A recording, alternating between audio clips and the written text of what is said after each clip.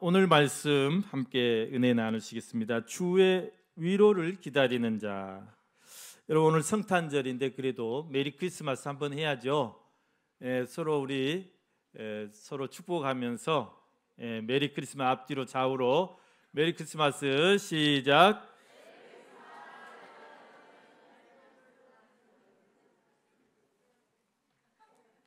메리 크리스마스. 메리는 기쁘다는 뜻이고 크리스마스는 크라이스트 플러스 마스라고 그랬죠. 그래서 크라이스트, 지저스 크라이스트, 예수 그리스도의 탄생을 미사, 예배한다, 워십, 경배한다, 그런 뜻의 인사말입니다. 제가 지난주에요 아주 감동적인 그 성탄 그 인사 영상을, 축하 영상을 받았습니다. 필리핀에서 이렇게 따까이 그 지역에서 선교하고 계시는 우리 김기식 선교사님께서 성탄 영상을 이렇게 보내오셨는데 너무 감동스러워서 여러분들에게 한번 같이 나누고자 영상을 한번 준비해봤습니다. 영상 한번 보여주세요.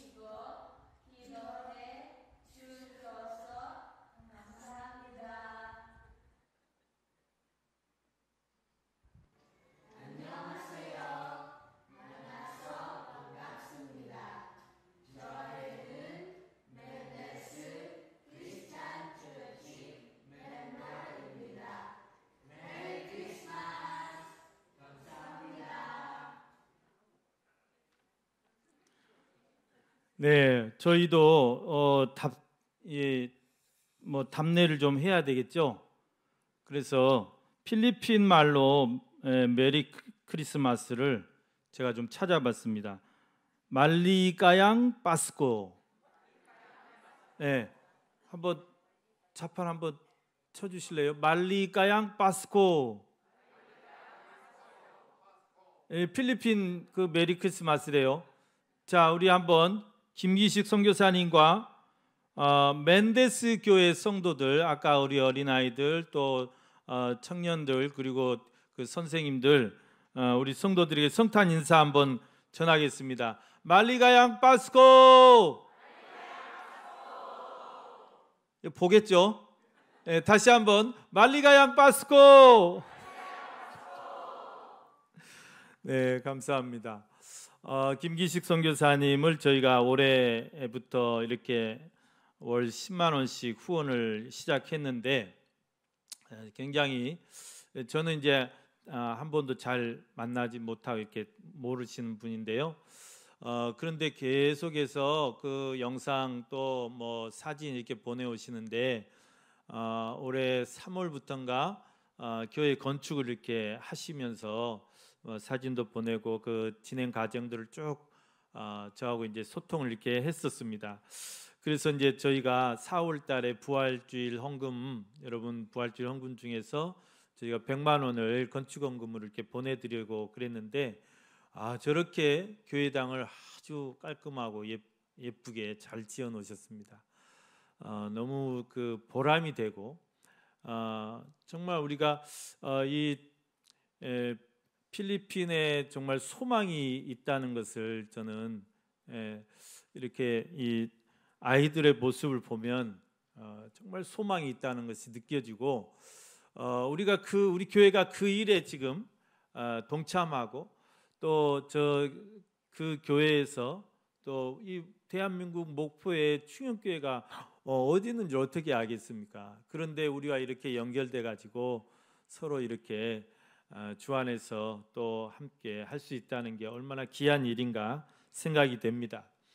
여러분 필리핀 김기식 선교사님 멘델스 교회 꼭 기억하시면서 계속해서 기도해 주시면 감사하겠습니다. 내년에도 우리는 계속해서 전도하고 선교에 구제에 열심을 다하는 그런 교회가 될 것입니다. 내년에도 역시 국내 미자립 교회들 또 국내 복음 단체들 24곳과 그리고 해외 선교사님 10분을 저희가 후원을 이제 계속해서 합니다. 여러분들이 십시일반 이렇게 내주시는 선교 헌금으로 이걸 다 감당하고 있습니다. 한 달에 저희들이 한 380만 원씩 선교 헌금이 나가는데 그것을 여러분들이 다 그렇게 한 푼 두 푼 이렇게 협력해 주셔가지고 이 귀한 일들을 하고 있습니다.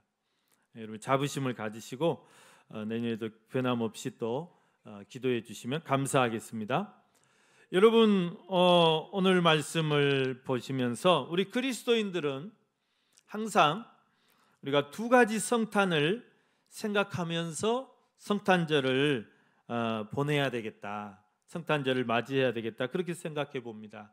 하나는 뭐냐면 우리가 2000여 년 전에 이 땅에 초림하신 우리를 구원하러 처음 오신 그 예수 그리스도, 그 성탄을 우리는 늘 해년마다 기뻐하면서 또 진심으로 축하하면서 우리는 보냅니다. 또 하나는 뭐냐면 우리는 이 성탄절을 맞이하면서 이제는 다시 오실, 우리를 데리러 다시 오실 그 주님을 대망하면서 또 사모하면서 우리가 이 성탄을 보내야 하는 것입니다. 여러분 신앙생활은 기다림의 연속이라고 그랬죠. 우리 인생도 기다림인데 이 신앙이라는 것은 정말 기다림이에요. 성경에도 많은 사람들이 기다렸어요. 하나님의 때를 기다리고 하나님의 뜻이 이루어지기를 기다리고 하나님의 말씀이 성취되기를 이루어지기를 기다렸다는 것입니다. 구약의 이스라엘 백성들이, 구약의 하나님의 백성들이 곧 오실 선지자들께서 늘 예언하시기를 곧 오실 것이다. 우리를 구원할 구세주가 곧 오실 것이다. 메시아가 곧 오실 것이다. 그 오실 주님을 기다리면서 신앙생활을 했어요. 마찬가지로 신약 시대를 살고 있는 우리들도 기다리는 것입니다. 누구를 기다리십니까? 다시 곧 오실 주님을 기다리는 거예요. 역시 주님은 곧 오실 것이다. 다시 오시는데 곧 오실 것이다 그래요. 그 곧 오실 주님을 우리는 지금 기다리면서 신앙생활 하는 것입니다. 여러분, 그런데 기다림이라는 것은 정말 힘든 일이라고 그랬죠. 네. 집에서 이 화장이 덜 끝났는데 그걸 밖에서 시동 켜놓고 기다리는 그 기다림 정말 힘들어요. 시간은 다 돼가는데 나올 생각을 않고 미쳐버리죠. 그러면 그래도 기다려야 된다고 그랬습니다. 여러분, 기다림의 힘이 뭘까? 이 기다림의 힘이 어디에서 나올까? 저는 이렇게 생각합니다. 믿음과 소망과 사랑에서 기다림의 힘이 나온다. 구약의 이스라엘 백성들이 그 오실 메시아 언제 오실지도 몰라요. 그냥 선지자님들은 곧 오실 것이다. 그냥 밑도 끝도 없이 곧 오실 것이다. 언제 오실지를 어떻게 알아요? 몇 날 몇 시에 오실지 말씀 안 해주세요. 우리도 마찬가지입니다. 제자들이 예수님 앞에 답답해서 예수님, 종말이 언제 옵니까? 그 날과 그 시가 언제입니까? 나도 모른다. 나도 모른다. 그는 아버지만 아신다. 그리고 이게 참 이 밑도 끝도 없는 말씀이죠. 그래도 기다릴 수 있는 것이 뭐였습니까? 믿음이에요. 선지자들의 말씀을 믿는 거죠. 하나님의 계시의 말씀을 믿는 거예요. 우리가 성경이 하나님의 계시의 책인 것을 믿고 그 말씀이 1.1획도 변함없는 것을 믿고 정확무한 하나님의 말씀인 것을 믿고 그 믿음으로 우리가 다시 오실 주님을 기다릴 수 있는 것입니다. 소망의 힘으로는 기다린 것입니다. 주님이 오실 때 정말 우리는 너무 기쁨으로 주님을 맞이할 것이다. 아멘, 할렐루야. 주 어서 오시옵소서. 주님을 맞이할 것, 그 소망으로 우리는 주님을 기다릴 수 있는 것입니다. 사랑으로 우리는 주님을 기다리는 것이죠. 네, 정말 주님을 사랑하고 또 하나님을 사랑하는 그 사랑으로 우리가 기다리는 것입니다. 우리 과거 여인들이 그랬습니다. 이 난군이 한양으로 과거 시험을 보러 가요. 그러면 기약이 없어요. 내가 장원 급제에서 꼭 오리라. 내가 꼭 장원 급제에서 오리라. 그날이 언제냐가 말이에요. 장원 급제하는 날이 언제냐가. 몇 날이 될지 며칠이 될지 몇 년이 될지 몰라요. 그런데 기다리는 거예요. 네. 왜 그 기다릴 수 있습니까? 그 기다림의 힘이 어디서 나옵니까? 자기 그 하나님을 믿는 거죠.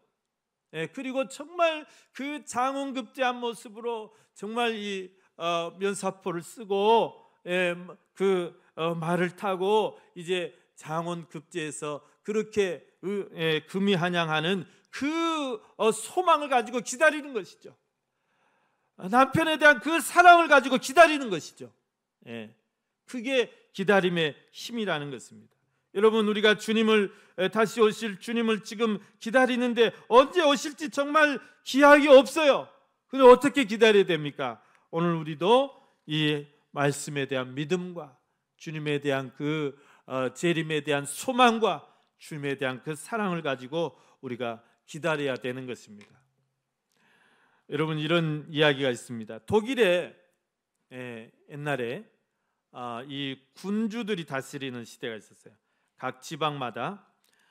그래서 지금으로 말하면 우리가 전남 지방의 제일 높이신 도지사죠. 그렇게 국왕이 있고 그 다음에 각 지방마다 봉건 영주가 있는 그런 시대가 있었어요.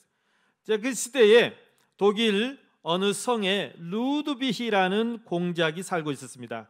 그런데 이 사람은 정말 악명 높은 사람이에요. 얼마나 사람이 못돼 먹었는지 그냥 모든 사람들이 이 사람 오면 다 숨어요. 다 피해요. 다 도망가요. 그렇게 사람들을 괴롭히고 학대하는 그런 이제 공작이었습니다. 그런데 하루는 이제 사냥을 갔대요.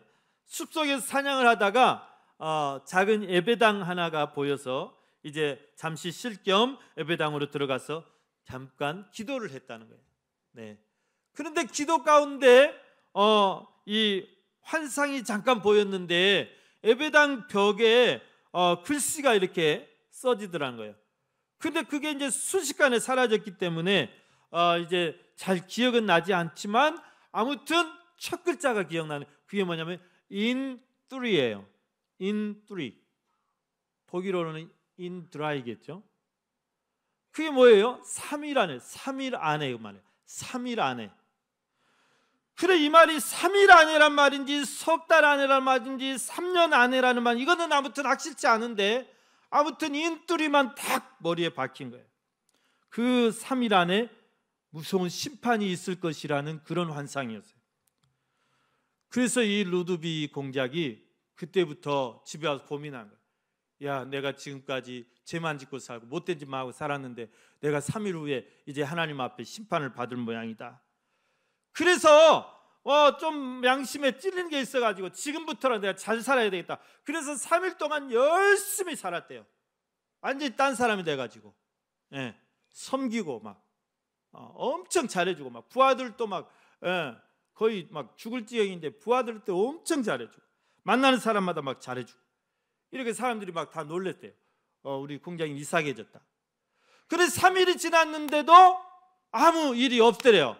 자기는 막 죽을 줄 알았는데 아무 일이 없더래요. 그래서 그 인뚜리가 3일이 아닌 모양이네, 석 달인 모양이네. 그래서 이제 그때부터 또 석 달 동안 열심히 섬기고 봉사하고 선행을 베풀고 막 그렇게 잘 살았대요. 잘했대요. 그런데 석 달이 지났는데도 또 아무 이상이 없는 거야. 이상하다. 그러면 이 3년인가? 3년을 또 이제 막 열심히 막 봉사하고 막,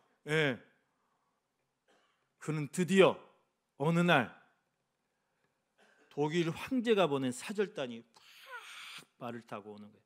자기 성을 향해서 막 나팔을 불면서, 이제 드디어 올 것이 왔구나. 황제가 나를 잡으러 오는갑다. 그렇게 하고 이제 딱 긴장하고 있는데 이 황제 사절단이 그 루드비를 잡으러 온 것이 아니고 모시러 가러 온 거예요. 후계자로, 후임 황제로 루드비를 딱 모시러 간 거예요. 모시러 온 거예요. 왜 그랬습니까? 그 루드비가 얼마나 성 주민들을 잘 섬기고 그렇게 선행을 하고 그렇게 모든 모범이 됐다고 하지, 온 독일의 소문이 쫙 나가지고 황제가 그를 차기 황제로 낙점을 해버렸어요. 그래서 모시러 왔다는 것입니다. 여러분, 이 루드비가 이렇게 갑자기 선을 하고 이렇게 정말 이 주민들을 섬기고 잘 살면서 마지막 황제가 될 수 있었던 그 원동력이 뭐였습니까? 그 원동력이 뭐였습니까? 오늘 하나님의 심판을 기다리는 거예요. 하나님의 그런 심판의 날을 두려운 마음으로 기다리면서 그것을 준비하는 그런 삶이었다는 것입니다. 그래서 여러분, 우리의 신앙은 기다림입니다. 기다리는 것을 잘해야 돼요. 기다릴 때 어떻게 기다려야 됩니까? 준비하면서 기다려야 돼요. 준비하면서. 오늘 본문에도 보면 평생을 이스라엘의 위로를 기다리며 사셨던 한 분의 이야기가 나옵니다. 누구냐면 시므온이에요. 시므온. 여러분, 이 시므온이라는 분은, 시몬이라는 이름은 그냥 이스라엘 사회에서 평범한 이름이에요. 우리로 말하면 김씨, 이 정도, 그냥 흔한 이름이에요. 그런데 오늘 여기 나오신 이 시몬이란 분은 이제 학자들에 의하면 이분이 아마 이스라엘의 훌륭한 랍비였을 것이다. 여러분, 이스라엘 사회에서는 제일 존경받는 분들이 랍비죠. 랍비. 옛날 우리로 말하면 교수님이, 옛날 교수님들은 정말 장관급 대우를 받으면서 엄청 존경을 받으셨잖아요. 이스라엘 사회에서 랍비들도 마찬가지입니다. 그래서 이 시므온이란 분도 랍비 중에 한 분이었을 것이다. 그런데 더 나아가서 사도 바울의 스승이었던 가말리엘이라는 대학자가 있어요. 율법학자, 최고의 권위, 율법학자. 그 가말리엘 밑에서 사도 바울이 정통 율법을 배웠기 때문에 아주 자부심이 강해요. 그 가말리엘의 아버지였을 것이다. 그런 이제 추측도 합니다. 아무튼 이 시몬이란 분은 굉장히 존경받는 분이었음에 틀림없고, 여기 말씀해 보면 이 사람은 의롭고 경건하였다 그랬습니다. 그 당시에 의롭고 경건하였다는 것은 예수님 오시기 전이었기 때문에 율법에 아주 충실하고 율법을 잘 지키고 하나님을 경외하는 그런 사람이었다는 것입니다. 오늘날로 보면 우리가 정말 말씀 중심의 삶을 살고 말씀을 따라 순종하며 사는 그런 믿음의 사람이었다는 것입니다. 그래서 존경을 받았어요. 이스라엘 사회는 정말 율법에 능통한 사람들이 존경을 받아요. 근데 이분이 이스라엘의 위로를 기다렸다 그랬어요. 이스라엘의 위로를 기다리는 자였다. 여러분, 이스라엘의 위로를 기다렸다는 것은, 이스라엘의 위로라는 게 뭐냐면, 여러분, 이사야 선지자나 다른 선지자들이 예언한 그 메시아, 그리스도 같은 말입니다. 메시아가 그리스도입니다. 구원자라는 뜻이죠. 그 구원자가 오셔서 우리 이스라엘을 회복해 주실 것이다. 그것을 기다리는 거죠. 그래서 그 메시아가 오신 그 사건을 이스라엘은 자기들이 위로라고 생각해요. 위로라고 믿어요. 그래서 그 위로를 기다렸다는 것은 그 메시아를 기다렸다는 거예요. 그런데 이제 우리가 이렇게 그 예수님이 오셔가지고 이제 그 위로자가 오셨는데 왜 예수님이 박대를 받았을까? 오히려 그 사람들에게 예수님이 핍박을 받았을까? 그것은 그 기대가 달랐기 때문에, 동상이몽이라 할까요? 예수님이 오신 목적은 궁극적으로 이스라엘을 죄와 사망에서 그렇게 해방시켜 주시고자 하는 게 예수님이 오신 목적이었어요. 그러나 이 이스라엘 유대인들은 그게 아니고 현실에서 지금 이 억압과 이 속박에서, 그 당시에는 로마의 속박이죠. 그 속박에서 해방해 줄 그것만 너무 기대한 거예요. 그것만 너무 바라는 거예요. 그러니까 예수님의 어떤 목적과 맞지 않은 거죠. 그래서 예수님을 이렇게 배척해 버리고, 심지어는 십자가에 못 박아 버리고, 빛이 왔는데 그 빛을 깨닫지 못하는 거예요. 진리가 오셨는데 그 진리를 받아들이지 못하는 거예요. 그렇게 되고 말았습니다만은, 아무튼 이 이스라엘의 위로를 기다리는 사람들은 다 그래도 하나님의 말씀 중심으로 사는 믿음의 사람이었다는 사실입니다. 그러나 오늘 이 시므온 위에는 또 특별한 게 하나가 있었습니다. 그게 뭐냐면 성령께서 그 위에 계시더라 그랬어요. 25절 말씀에 보면 여러분, 그 예루살렘에 시므온이라는 사람이 있으니 이 사람은 의롭고 경건하여 이스라엘의 위로를 기다리는 자라, 성령이 그 위에 계시더라 그랬습니다. 여러분, 시므온이란 분이 나이가 상당히 90이 넘으신 분이에요. 90이 넘으신 분인데 그 90평생을 이 메시아에 대한 약속을 믿고 그것을 확신하면서 그 평생 동안을 기다릴 수 있었던 그 원동력이 뭐냐 그래요. 그 힘이 뭐냐.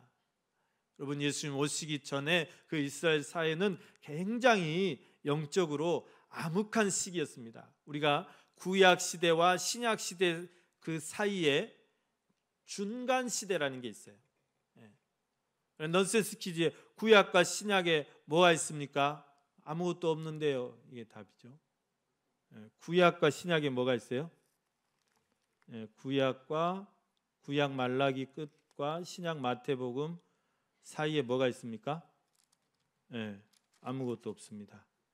간지 한 장이 있네요. 그런데 이 하나님의 구속의 역사, 성경을 구속의 역사라고 그러죠. 하나님이 인류를 구원하시기 위해서 풀어가시는 역사, 구속의 역사. 이거는 일반 세계사와는 달라요. 같이 겹치는 부분도 있지만 꼭 같다고 할 수 없어요. 그래서 성경을 엉터리라고 하는 사람도 있어요. 세계사하고 맞지 않다고. 여러분, 성경 속에서 세계사를 찾으려고 하면 안 돼요. 성경은 하나님의 특별한 섭리에 의해서 하나님이 진행해 가시는 역사이기 때문에 꼭 세계사하고 맞추려고 하지 않습니다. 하나님이 그렇게 꼭 맞춰서 하려고 하지 않아요. 오히려 이 세계사가 성경의 하나님의 구속의 역사에 들어가 있는 거예요. 들어가 있어요. 그래서 그걸 가지고 너무 성경 엉터리다 그렇게 하는 것은 좀 잘못된 거예요. 하나만 알고 둘은 모르는 거예요. 여러분, 이 구속사에 중간 시대가 있어요. 이 중간 시대라는 건 뭐냐면 예수님이 태어나실 때 말라기 선지자를 끝으로 모든 선지자 활동이 중단됩니다. 하나님의 계시의 말씀이 끊겨요. 하나님 말씀하시지 않아요. 누구에게도 누구도 선교사로 세우지 않습니다. 하나님이 침묵하시는 시기였어요. 그게 약 400년의 시간입니다. 그 시간이 얼마나 답답하겠어요. 얼마나 캄캄하겠어요. 계시가 없는데, 어떤 빛이 없는데 어디로 가는 거예요? 빛이 다 방황하는 거예요. 방황해요. 그 시기가 세계사로 보면 그리스 시대, 로마 시대, 이 약 400년의 시대를 말하고 있습니다. 예수 그리스도가 오시기 전까지. 여러분, 그 예수 그리스도 오시기 전까지 이 영적인 암흑기에 이 시몬이란 분은 마지막 그 영적 암흑기 끄트머리에서 얼마나 답답했겠어요. 모든 사람들이 주를 떠나고 주를 찾지 않은 그때에 홀로 주님을 기다린 거예요. 말씀에 의지해서, 그 말씀을 믿음으로, 소망을 가지고 끝까지 기다린 것입니다. 여러분, 이 시몬이 그렇게 예수 그리스도 메시아를 기다릴 수 있었던 힘이 어디에 있었냐면 오늘 이 말씀, 성령이 그 위에 계시더라 겁니다. 즉 시몬은 성령의 임재 속에서 살아가셨던 분입니다. 여러분, 시몬이 얼마나 성령을 사모하며 성령으로 충만한 삶을 살았던 사람인가를 이 한 절의 말씀으로 우리가 알 수가 있습니다. 성령이 그 위에 임하시더라, 성령이 그 위에 계시더라, 이 말입니다. 여러분, 우리가 신앙생활할 때 정말 우리가 승리하기 위해서, 또 신앙생활에서 우리가 인내하기 위해서, 또 모든 어려움을 참고 이기기 위해서는 내 힘으로 할 수 없어요. 성령이 나와 함께 해주셔야 돼요. 성령이 나를 도와주셔야 돼요. 그래서 성령을 보혜사 성령이라고 그래요. 나를 도와주시는 분이에요. 내 안에 정말 날마다 은혜가 소진될 때마다 은혜를 충전해 주시는 분이고, 내 안에 정말 말씀에 이제 말씀이 어려워서 이제 들어도 이해가 안 될 때 그 말씀이 어느 날 문득 나에게 깨달음을 주시는 그런 일을 하시는 분이에요. 내가 약할 때마다 나를 강하게 해주시고 담대하게 해주시고, 그게 이제 보혜사 성령님이 하시는 역할입니다. 그리고 우리가 신앙생활을 잘하기 위해서, 승리하기 위해서는 성령이 늘 우리에게 임해 있어야, 성령이 늘 우리에 계셔야 된다는 말씀입니다. 여러분, 예수님 보십시오. 예수님은 하나님의 아들로 이 땅에 오셨죠. 하나님과 동등되신 분이라고 그랬죠. 그 안에 신성이 충만하신 분이라고 그랬어요. 그래도 예수님은 늘 성령을 사모했어요. 성령과 늘 함께 했습니다. 성령이 늘 충만한 삶을 사셨어요. 여러분, 예수님께서 사적인 삶을 다 이제 마무리하시고 공적인 생애를 살기 위해서 이제 하나님의 나라를 전파하고 복음을 전파하고 또 병든 자를 치유 고치고 이런 사역을 하시기 위해서 이제 출가합니다. 속된 말로 출가를 해요. 집을 떠나요. 부모를 떠나요. 그때 세례 요한에게 가서 요단강에서 세례를 받고 올라오실 때 어떤 일이 일어났습니까? 하늘문이 열리고 성령이 비둘기 같은 모양으로 예수 머리 위에 충만하게 임하셨다. 그러면서 이는 내 사랑하는 아들은 내 기뻐하는 자라. 여러분, 예수님도 공생애를 시작하실 때 성령을 충만히 받고 시작하셨어요. 그뿐만 아닙니다. 세례 후에 광야로 40일 금식하면서 기도하러 가실 때 성령에 이끌려 가셨다고 그랬어요. 성령에 이끌려 가셨다. 성령과 함께 하셨다는 것입니다. 그가 복음을 전하고 능력을 행하실 때도 역시 성령을 충만히 받았다고 그랬어요. 나는 하나님이니까, 내 안에 이미 신성이 충만하니까 하나님 나 그런 거 필요 없습니다, 이게 아니에요. 하나님께서 나사렛 예수에게 성령과 능력을 기름 붓듯 해주셨다, 그거예요. 기름 붓듯 해주셨다.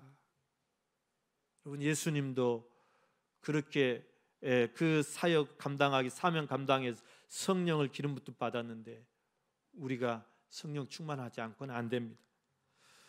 여러분, 사도 바울도 에베소 성도들에게 편지하기를 술 취하지 말리는 방탕한 것이니 오직 성령의 충만함을 받으라, 그렇게 권면하고 있습니다. 여러분, 성령은 우리가 승리하는 신앙생활 앞에서 가장 큰 힘이고 원동력이고, 기약 없이 우리가 기다려야 되는 이 다시 오실 주님, 그 때와 그 시를 아무도 모르는데, 언제 오실지도 모르는데, 내 생에 오실지도 모르는데, 안 오실지도 모르는데, 그 막연한 기다림을 어떻게 기다립니까? 여러분, 우리가 성령으로 충만해 있어야 그 기다림도 인내할 수 있어요. 참을 수 있어요. 도중에 낙오되지 않을 수 있어요. 여러분이 정말 성령 충만하시기를 간절히 축원합니다. 성령 충만한 사람만이 다시 오실 주님을 간절히 고대하고 기다릴 수 있는 것이죠. 끝까지 우리가 승리할 수 있는 것이다. 두 번째, 오늘 시몬이 이 예수 그리스도 그 메시아를 기다릴 수 있었던 그 힘이 무엇이냐면 성령의 지시를 따라 살았다는 것입니다. 26절 말씀을 보십시오. 그가 주의 그리스도를 보기 전에는 죽지 아니하리라 하는 성령의 지시를 받았더니 그랬어요. 여러분, 성령의 지시란 게 뭘까요? 성령의 지시. 여러분, 우리가 어떻게 하나님의 뜻을 알 수 있는가? 하나님의 뜻을 알 수 있는 방법이 많겠지만, 여러분, 첫째는 말씀을 통해서 하나님의 뜻을 알 수 있어요. 말씀을 통해서. 왜 그렇습니까? 하나님의 말씀은, 이 성경은 하나님의 계시로 된, 하나님의 감동으로 된 하나님의 말씀이기 때문에 이 안에 하나님의 모든 뜻이 다 들어가 있어요. 여기에다가 다 알려놓으셨단 말입니다. 다 계시를 해 놓으셨다는 것이죠. 그래서 우리가 다른 데서 하나님의 뜻을 막 알려고 하는 것보다는 성경 속에서 하나님을 알려고 하는 게 제일 좋은 방법이에요. 그게 제일 안전한 방법이에요. 그게 가장 성경적인 방법이라는 것입니다. 오늘 이 시몬도 마찬가지입니다. 성령의 지시를 받았다는 것은 성령께서 시몬에게 그 계신 말씀을 깨달을 수 있도록 해주셨다는 것이죠. 성령의 역할 중에 우리에게 늘 말씀을 깨닫게 해주시는 역할이 있어요. 우리는 말씀을 읽어도 잘 깨닫지 못해요. 말씀을 열심히 들어도 그것이 잘 깨닫지 못해요. 어떤 사람은 막 말씀을 필기를 해요. 그래도 잘 깨닫지 못하는데 성령께서 나도 모르는 시간에, 나도 모르는 순간에 깨닫게 하는 때가 있어요. 정말 번개같이 깨달음을 주는 때가 있어요. 은혜를 주는 때가 있어요. 그리고 어떨 때는요, 성경을 읽다가 정말 심오한 진리를 나도 깨달으면서 나도 놀랄 때가 있어요. 그래서 성경 우리가 많이 읽고 많이 묵상하고 또 필사도 굉장히 은혜가 됩니다. 우리 암투병 하시는 분들이 필사를 많이 하신다고 그래요. 그 필사를 하면서 그 암도 이길 수 있대요. 하나님이 이길 수 있는 힘을 주신대요. 여러분, 우리가 정말 말씀 중심의 삶을 살아갈 때 성령의 지시를 받을 수 있습니다. 성령의 인도함을 받을 수 있습니다. 여러분이 정말 말씀 충만한 삶을 살아갈 수 있기를 바랍니다. 우리가 말씀 위에 든든히 설 때 우리 믿음이 흔들리지 않을 수 있어요. 그 재림에 대한 믿음이 흔들리지 않을 수 있어요. 확신 있게 설 수 있어요. 말씀 위에 든든히 서야 됩니다. 세 번째, 시몬은 성령의 감동하심에, 성령의 감동이 있는 사람이었어요. 그 감동하심에 늘 순종하는 사람이었다. 오늘 27절 말씀 보면 성령의 감동으로 성전에 들어가매 마침 아기 예수의 부모가 아기 예수를 이렇게 안고 오는 거예요. 그 모든 시몬의 기도가, 그 소망이, 그 바람이 다 이루어졌어요. 그 아기 예수를 안고 대주제여 이제는 말씀하신 대로 종을 평안히 놓아 주시는도다. 이제 죽어도 여한이 없습니다. 이게 된 거죠. 소원을 다 이루신 것입니다. 여러분, 성령의 감동에 민감한 사람, 성령의 감동에 즉시 순종하는 사람이 하나님의 영광을 볼 줄로 믿습니다. 여러분, 사도 바울을 보십시오. 사도 바울이 2차 선교 여행을 하는데 그 선교 여행 도중에 드로아라는 곳에 이르렀는데 그곳에서 성령의 강한 감동을 받습니다. 환상 가운데 하나님께서 성령으로 바울을 강력하게 이끄셨어요. 그래서 그 바울이 그 성령의 감동에 순종했습니다. 즉각 순종했어요. 자기가 다 계획하고 자기가 생각해 놓은 선교 루트가 다 있어요. 다 선교 일정이 있어요. 선교 계획이 다 있어요. 그거를 그 순간 다 내려놓았어요. 여러분, 어떻게 보면 우리는 무모한 짓이라고 생각할 수 있어요. 그러나 그렇지 않아요. 무모한 짓과 성령의 감동에 이끌리는 것과는 확연히 달라요. 여러분, 그것은 여러분이 기도하는 가운데 분명히 구별할 수 있어요. 저 사람이 정말 무모한 짓을 하는지, 아니면 저 사람을 지금 보이지 않는 성령께서 강력하게 이끌고 계신지. 여러분, 기도하는 사람에게는 보여요. 그게.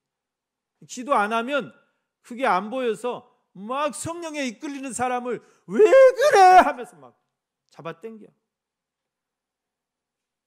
그런 우를 범하지 마시기 바랍니다. 여러분, 우리는 정말 성령을 늘 사모하면서 또 성령의 늘 충만함을 받아야 되고 또 성령의 지시를 받아야 되고 그 성령의 감동하심에 늘 순종하는 삶을 살아야 됩니다. 그럴 때 우리가 정말 주의 영광을 볼 수 있고, 여러분, 오늘 이 성탄절에 우리가 이 시므온을 생각하면서 이것을 다시 한번 생각해 보면 좋겠습니다.